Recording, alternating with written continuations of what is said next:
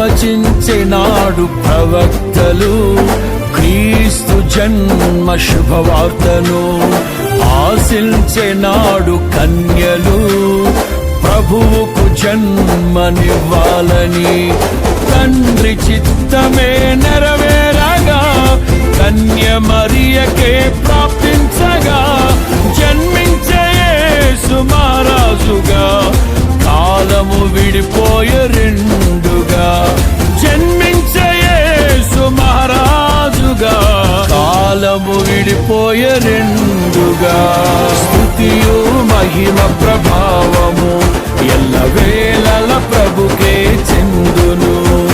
స్తుతియు మహిమ ప్రభావము ఎల్లవేళల ప్రభుకే చెందును.